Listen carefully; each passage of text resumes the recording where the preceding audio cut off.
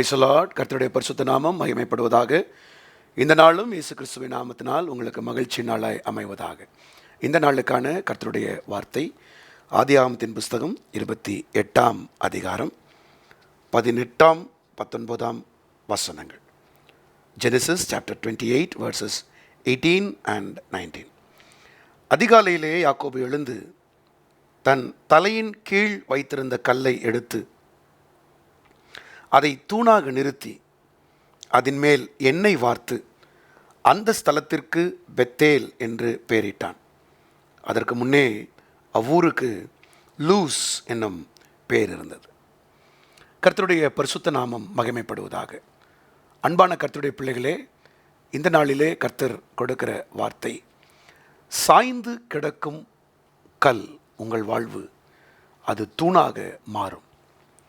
சாய்ந்து கிடக்கும் உங்கள் வாழ்வு அந்த கல் அது தூணாக மாறும். நீண்ட நாட்களாக இந்த இடத்திலே ஒரு கல் காணப்படுகிறது. அந்த கல் மனுஷரால் புறக்கணிக்கப்பட்ட கல், அது தள்ளப்பட்ட கல், அதை யாரும் பார்க்காத கல். அந்த கல் இருந்த இடத்திற்கு சொல்லப்பட்ட பெயர் லூஸ். இன்றைக்கு உங்கள் வாழ்க்கையில் தள்ளப்பட்ட கல்லா, சாய்ந்து போன கல்லா, எல்லாராலும் புறக்கணிக்கப்பட்ட கல்லா, அநேகர் அதற்கு லூஸ் என்று அதிலே ஒன்றுமில்லை, இனி இவர்களை வைத்து பிரயோஜனமில்லை என்கிற அந்த கல்லை கர்த்தர் தூணாக நிறுத்த விரும்புகிறார். அதை பெத்தேலாக மாற்ற கர்த்தர் விரும்புகிறார். உங்கள் வாழ்வில் இருக்கிற துக்கம், உங்கள் வாழ்வில் இருக்கிற கண்ணீர், புலம்பல், இவைகளெல்லாம் ஒரு கல்லை சாய பண்ணும். அந்த கல்லை நேராக நிற்க விடாது. ஏன்னா அந்த கல் நேராக நின்னா தான் அந்த கல்லுக்கு வேல்யூ, 4 பேர் பார்ப்பாங்க. இல்லை அந்த கல்லில் ஏதாச்சும் சுமையை வச்சு கூட அதை பயன்படுத்துவாங்க. ஆனால் இந்த கல்லுக்கு வேல்யூவே இல்லை, இந்த கல் சாஞ்சு போயிருக்கு. ஆனால் கர்த்தர் அந்த இடத்துல அந்த கல்லின் மீது பிரியப்படுகிற தேவன் அதை ஒரு பரிசுத்தவானுக்கு கீழே கொண்டு வருகிறார். அதை யாக்கோபு என்கிற ஒரு மனிதனுக்கு கீழே கொண்டு வந்து அந்த கல்லை கர்த்தர் இப்பொழுது தூணாக மாற்றுகிறார். உங்கள் வாழ்விலே கர்த்தர் கல், பயன்படாத ஆள், பயன்படாத நபரை கர்த்தர் தெரிந்து கொண்டு அது கர்த்தருடைய கரத்தில் வரும்போது அது கண்டிப்பாக அது தூணாக தான் மாறும். அந்த தூணாக மாற வேண்டிய நேரத்துக்காக நீங்கள் காத்திருங்க. அதற்கு ஒரு பெயரும் கொடுக்கப்படும். அந்த பெயர் வேறொன்றுமல்ல, அது பெத்தேல், வானத்தின் வாசல். அதாவது பூமியும் வானமும் இணைக்கப்படுகிற இடமாய் அந்த கல் மாறப்போகிறது. அதற்காக என்ன நம்ம செய்யணும் பாஸ்டர்? இந்த சாய்ந்து கிடக்கிற கல் அது தூணாக மாறி அது பயன்படுகிற கல்லாக மாறணும்னா அந்த கல்லுக்கு முதல்ல என்ன தேவை? அதுதான் இந்த காலைவெளியில் கர்த்தர் உங்களுக்கு ரேமாவா தர்றார். அந்த கல் அபிஷேகம் பண்ணப்பட வேண்டும். அந்த கல்லுக்கு ஒரு அனாயிண்டிங் வேணும்.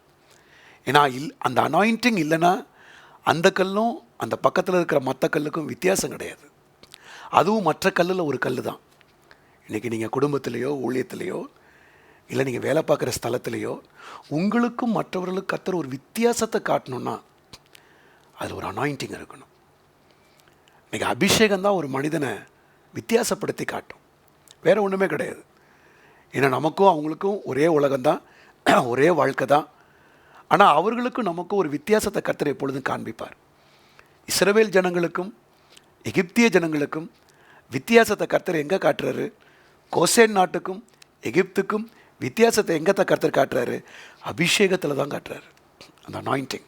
இந்த காலைவேளையில் உங்கள் மீது இருக்கிற அபிஷேகத்தை இன்னும் வல்லமையாக அதிகரிங்க. இன்னைக்கு கிறிஸ்தவ உலகத்தில் ரட்சிப்புக்கு ஜனங்க ஒப்பு கொடுக்குறாங்க, ஞானஸ்தானத்துக்கு கூட ஒரு சிலர் ஒப்பு கொடுக்குறாங்க. பட் அந்த fullness of the Lord, anointing of the Lord, தேவனுடைய அதிகரிக்கப்பட்ட வல்லமை, அதுக்கு ஒப்பு கொடுக்கறது இல்லை.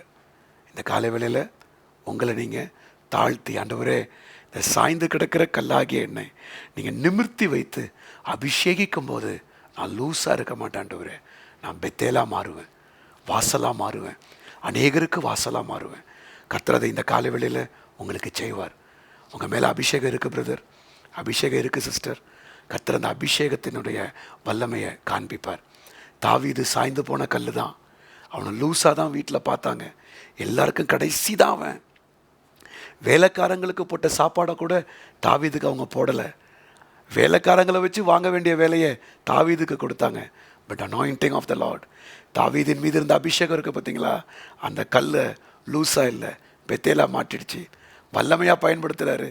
இன்றைக்கு தாவீதின் தாய் தகப்பனே தாவீதின் இடத்துல ஒதுங்குற அளவுக்கு கர்த்தர் கொண்டு போகிறாருன்னா, அனாயிண்டிங் இஸ் ப்ரெஷஸ். அபிஷேகம் விலையேற பெற்றது. அதை கர்த்தர் எல்லாருக்கும் கொடுக்கறது இல்லை, ஆனால் கிருபையாக நமக்கு தர்றாரு, வாஞ்சிக்கிறவங்களுக்கு தர்றாரு. இந்த காலை வேளையில் பெற்றுக்கொள்ளுங்க. நீங்கள் பெற்றவங்களாக இருந்தீங்கன்னா அந்த அபிஷேகத்தை நம்பி புறப்படுங்க. அந்த சாய்ந்து போன கல்லை கர்த்தர் நிமிர்ந்த கல்லாய் தூணாய் மாற்றுவார். ஜெபிப்போமா? பிதாவே, இந்த காலை வேளையிலும் சாய்ந்திருக்கிற கல்லை கர்த்தர் நிமிர பண்ணுகிற தேவன். நம்முடைய பிள்ளைகள் காடான வனாந்திரத்தில் மற்ற கல்லை போல நானும் இருக்கிறேனேன்னு சொல்லி அவருடைய வாழ்வு இருக்குமானால் அபிஷேகம் அந்த கல்லை நிறுத்தும் என்பதை நீர் எங்களுக்கு கற்றுக் கொடுத்தீரப்பா. அதை ரேமாவாக அந்த நாளில் கொடுத்திருக்கிறீர்.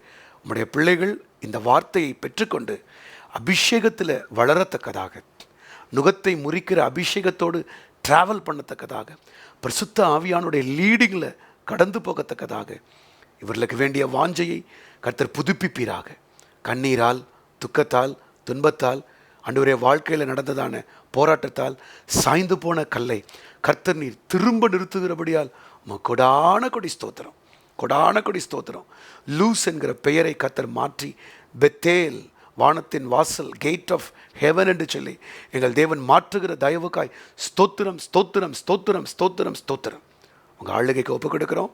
அந்த அபிஷேகம் எங்களை நடத்துகிறதுக்காய், வித்தியாசப்படுத்துறதுக்காய், எங்களுக்கு புதிய பேரை கொடுக்கறதற்காய் உம்மை நாங்கள் நன்றியோடு ஸ்தோத்திரிக்கிறோம். துதிகன மகிமையெல்லாம் உமக்கு நாங்கள் செலுத்துகிறோம். இயேசுவின் நாமத்தில் கேட்டுக்கொள்கிறோம் நல்ல பிதாவே. ஆமென், ஆமென், ஆமென். God bless you. கர்த்தர் உங்களை அபிஷேகிக்கப்பட்ட தூணாய் நிறுத்துவார். ஆமென்.